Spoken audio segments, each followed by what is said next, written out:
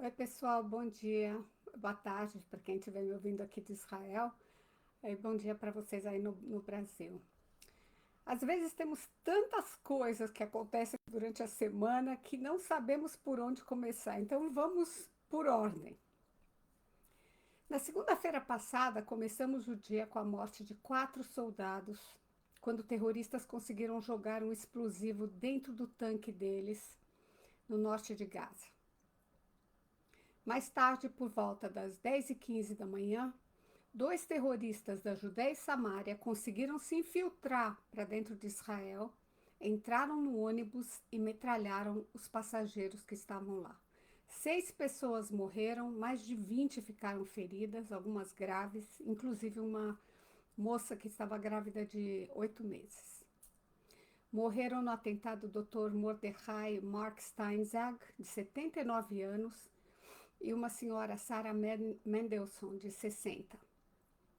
As mídias sociais imediatamente se referiram a eles como soldados ou colonos que de alguma forma mereceram morrer desse jeito por serem israelenses ou judeus, que se dirigiam ao trabalho, se dirigiam à escola ou às compras.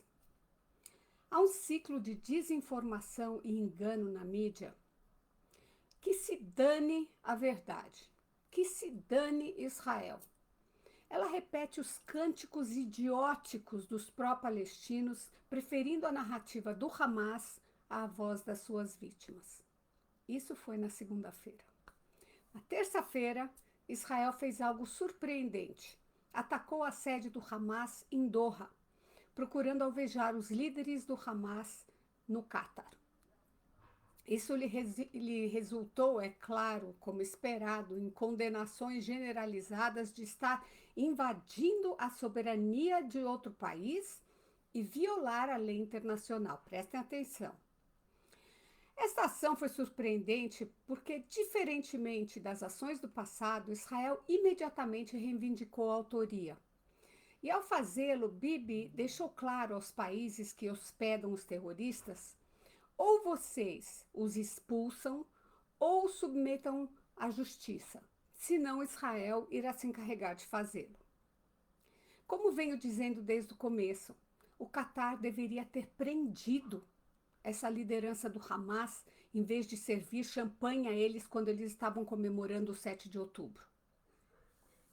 Um dos comentários mais inacreditáveis veio do secretário-geral da ONU, Antônio Guterres, que condenou incrédulo a flagrante violação da soberania e da integridade territorial do Catar por Israel.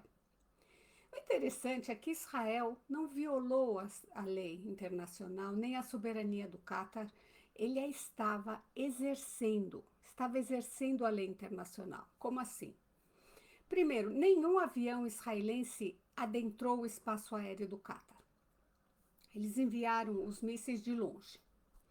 Segundo, por que Israel não estava violando a lei internacional? Porque a resolução 1373 do Conselho de Segurança da ONU, de setembro de 2001, apenas alguns dias após os ataques de 11 de setembro, exige que todos os Estados-membros da ONU, incluindo o Catar, neguem refúgio a terroristas e aqueles que financiam, planejam ou facilitam o terrorismo.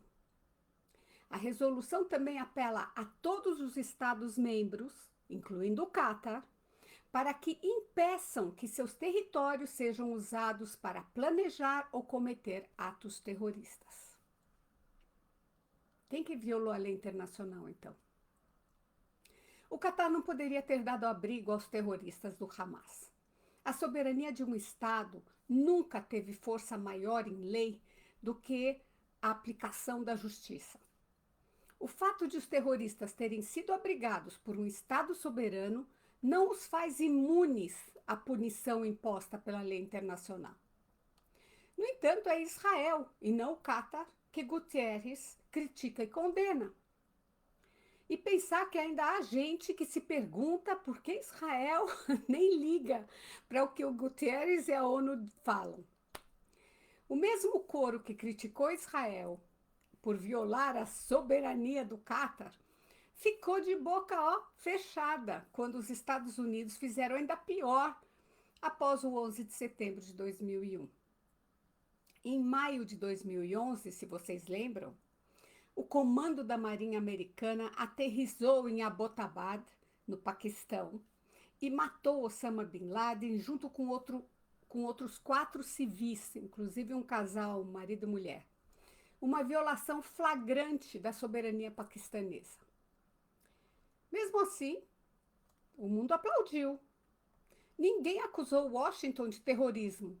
Ninguém convocou sessões de urgência, de emergência na ONU para censurar o então presidente, a Darling da esquerda, Barack Obama. Netanyahu aproveitou essa flagrante hipocrisia e duplo padrão em sua declaração na quarta-feira.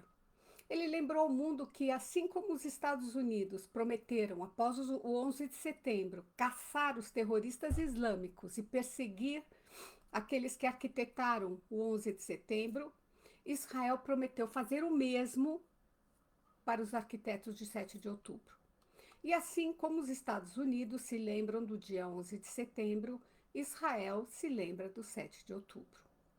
Na quarta-feira, Israel retaliou mais uma vez contra os ataques dos Houthis, que continuam enviando mísseis balísticos a Israel.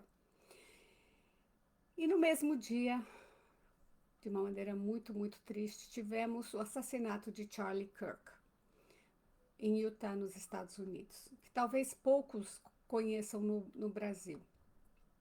Ele ficou conhecido por debater livremente nos campos universitários e angariar um suporte sem precedente dos jovens para a campanha de Donald Trump à presidência. Um defensor de Israel 100% e ainda mais da liberdade de expressão.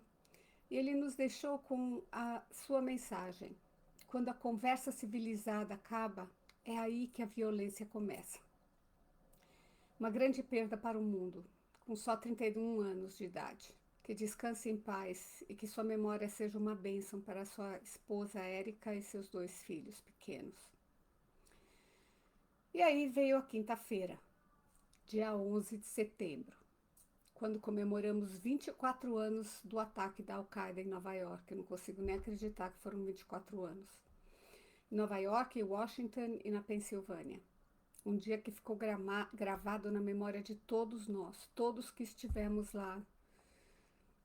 E essa memória vai ficar conosco para sempre. E eu não sei se foi coincidência ou de propósito, mas no mesmo dia o ex-presidente do Brasil, Jair Bolsonaro, foi condenado a 27 anos de prisão, com mais 8 anos para poder reaver seus direitos políticos. E aí poder participar de outra eleição. Quando ele tiver 105 anos de idade. Eu não vou dar minha opinião aqui sobre o julgamento, porque levaria algumas horas. Mas o fato do jurista e ministro Luiz Fux ter sido a única voz divergente e jurídica, e ele ser judeu, fez a mídia social explodir em xingamentos antissemitas e anti-Israel, mostrando a falência moral que assola a esquerda do Brasil. E para coroar a semana, na sexta-feira, a Assembleia Geral da ONU votou uma resolução que não é vinculativa, endossando, a Declaração de Nova York para uma resolução pacífica da questão palestina e a implementação da solução de 2 estados. A ONU decidiu. 142 países votaram a favor, 10 países votaram contra e 12 países se abstiveram. Além dessa resolução, países como a França, a Austrália, o Canadá, o Reino Unido prometeram reconhecer o Estado da Palestina na Assembleia Geral do próximo dia 22 de setembro. Esses gestos são apresentados como ações ousadas e morais pela paz. Na verdade, não são nada disso. São um passo em falso e perigoso que recompensa o terrorismo, encoraja o antissemitismo e torna impossível uma paz genuína, porque ela não é negociada entre as partes. Desde o massacre de 7 de outubro, o Hamas rejeitou todas as propostas de cessar-fogo e se recusou a libertar os reféns. Não ofereceu nenhuma visão de coexistência, de um caminho que pudesse um cessar-fogo levar à paz. Apenas um caminho para dar a eles a possibilidade de se rearmar e continuar a tentar destruir Israel. E enquanto o Hamas se mantém desafiador, o mundo lhe entrega um prêmio diplomático fantástico, dizendo que eles estão prontos para terem um Estado. Prontos? Sobre que fronteiras? Com qual governo? Com qual liderança? Uma que jurou a aniquilar Israel? Ou uma incapaz de tomar responsabilidade, uma responsabilidade mínima de renunciar ao terrorismo? Ou uma que demonstra desrespeito pelas vidas israelenses enquanto inflige dor imensurável aos próprios moradores de Gaza? Ou uma que premia terroristas e suas famílias com salários cada vez mais nababescos, quanto mais cruel e devastador for o crime?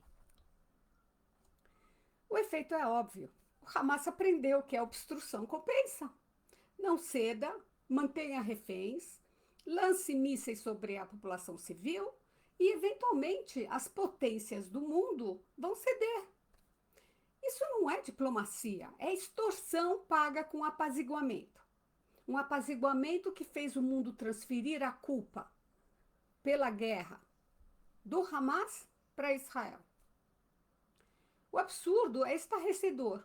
A única democracia do Oriente Médio é condenada enquanto o grupo terrorista que desencadeou essa guerra, que atacou essa democracia, recebe um Estado como recompensa. Estamos de cabeça para baixo mesmo. Por que democracias respeitadas escolheram esse caminho? Elas não aprenderam nada com a história? Que o apaziguamento não apazigua? Ele só encoraja? Nós vimos como o apaziguamento funcionou com Hitler. Israel ofereceu um Estado aos palestinos 8 vezes em 77 anos. De Camp David a Oslo, passando pela retirada de Gaza. Os palestinos responderam a cada um com rejeição e violência. Depois de 77 anos tentando a mesma solução de 2 estados com o mesmo resultado de violência, Israel aprendeu a lição. Cada ataque agora será respondido à altura e talvez, finalmente, até com a anexação da Judéia e Samária. Isso sim irá enfraquecer o Hamas, os outros grupos terroristas, incluindo a Autoridade Palestina, que ainda sonha com o do rio ao mar. E irá desencorajar esses políticos ignorantes e ingênuos, com suas turbas antissemitas, pelo mundo afora, a continuar a minar qualquer possibilidade de qualquer paz. Esse é meu comentário. A todos uma boa semana e até o domingo que vem. Até lá.